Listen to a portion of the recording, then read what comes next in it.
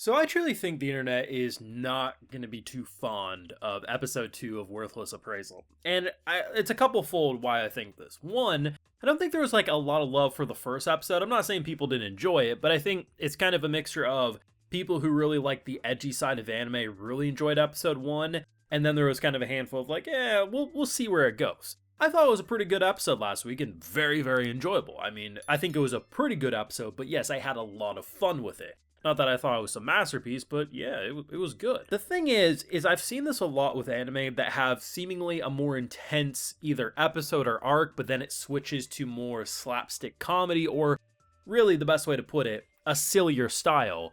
It pushes some people back. Now, I've been watching seasonal anime religiously since the beginning of 2013. And dabbling in anime before that. So I'm used to this type of style a lot more than maybe you see as much of these days. But I wouldn't be surprised or blame people in the slightest if they thought the show was going to be a lot more intense than episode 2 turned out. And I don't think there's anything wrong with that. Personally though, I do think this show has probably more going for it than people are going to see at face value. Because people are going to look at how silly and oh my god, like, the dude keeps getting cut apart and they're making it into this big joke because they can just pour shit on. I mean, this isn't the first time, or even recently, I've seen a lot more shows be more okay with brutally killing or harming the character for comedic value because characters have healing spells, or in this case, healing potions, and we're gonna build them up. The Osanubi Adventure, as an example. But I think if you're someone who's not limited to just needing things to be overly intense all the time, and you're also okay with a character who, yes, is gonna be the most powerful character in the show without much struggle. His appraisal class is busted now that he has this magical eye. He can not only predict things before they happen, he can absorb skills. If you're not a fan of power fantasies, yeah, maybe the show's not gonna be for you. But I think with one small moment, it really sealed the deal that this show might have a little more intelligence than people are going to give credit to. And that's the reason he was blessed. And people are going to meme it. People are going to clown it. I've seen this type of thing happen. But the idea of a tree, a magical tree with healing properties, it doesn't see a lot of people, but the people it does see has never once thanked it. Because it's a tree. Who the hell is gonna, if you go to a hot springs and it magically recovered you, I doubt unless you're highly religious, you're gonna be like, thank you, magical hot spring, you saved my life.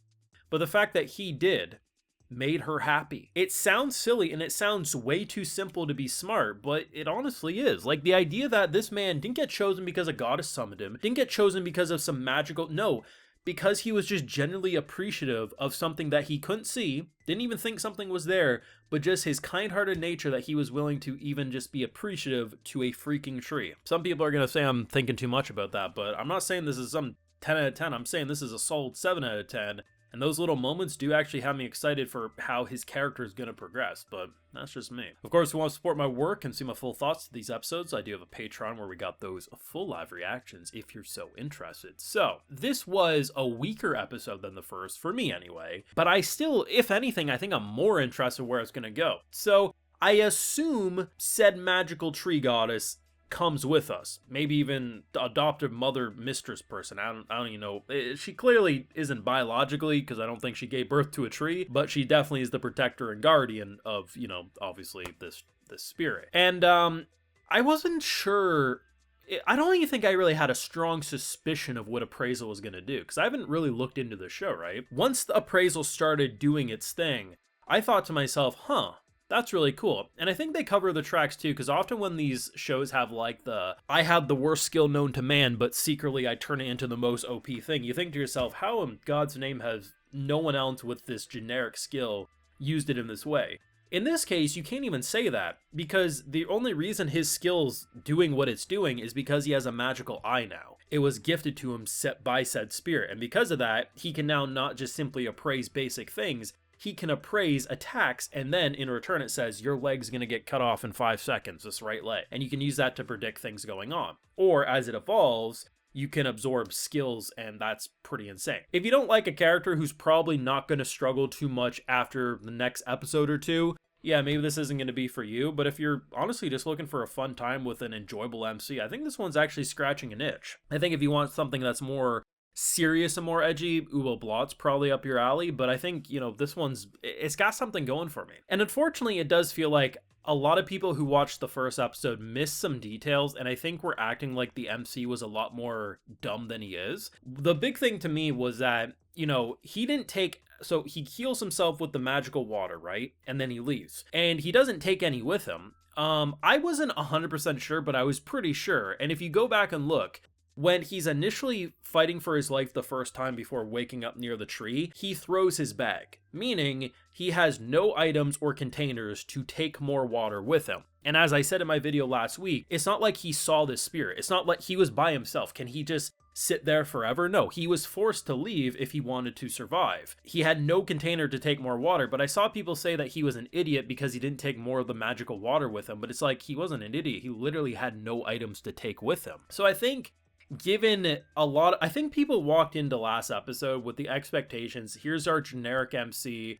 and I'm not saying he's anything special or revolutionary, but the dude's just normal. Like, that's my impression of him, is he's normal. He's fighting for survival in a world that doesn't want him, but needs to make money, needs to survive. And I think there's gonna be moments where people are gonna, probably in this episode too, I'm not sure what the moment would be, but in general, I think people are making him out to be stupider than he is, and then in return, you don't need to find extra things to criticize about the show. If you just simply don't like how silly or ridiculous the show is, like, that's what you should focus on. Don't invent things when he doesn't have items to, carry around and stuff. And maybe it sounds like I'm being like a super defender to the show. It just was weird, some of the negativity I saw about the first episode, and I think it's totally fine if the shift in dynamic isn't for you in this episode.